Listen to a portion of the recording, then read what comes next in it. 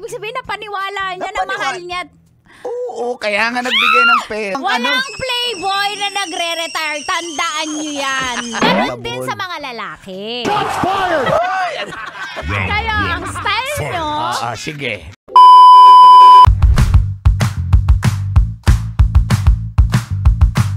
Paawa-awa effect sila. Alam nating lahat na ang Pilipino, kapag natouch mo ang puso, diba? Yan din sa mga teleserye.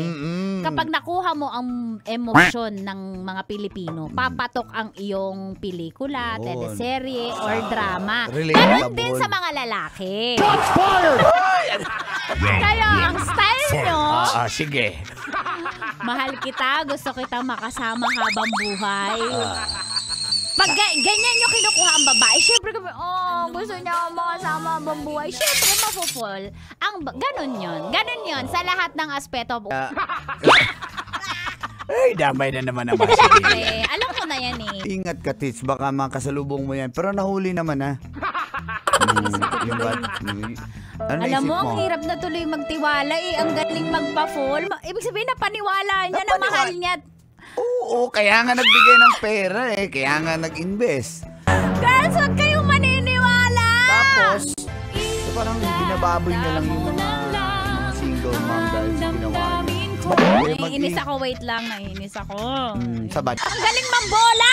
Nandyan pala kayo, ha? Habang nagtitiktok, kahit i-off mo yung location yan eh. Ano yan eh, traceable yan eh. Lahat ngayon wala nang hindi natitrace. Kaya yung asawa mo, lagyan mo ng AirTag yung sasakyan niya, yung tricycle niya, yung motor niya. Susundan mo kung asa nagpupunta kaya GPS. Sandali lang, ha?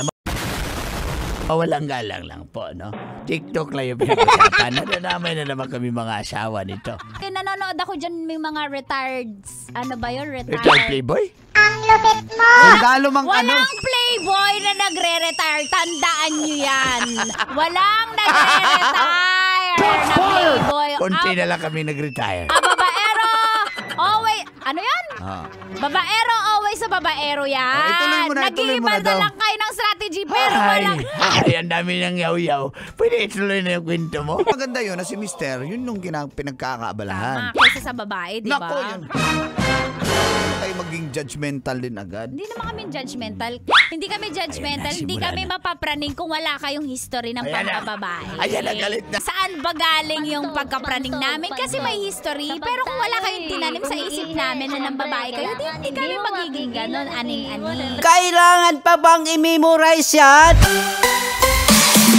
Love Radio Basic!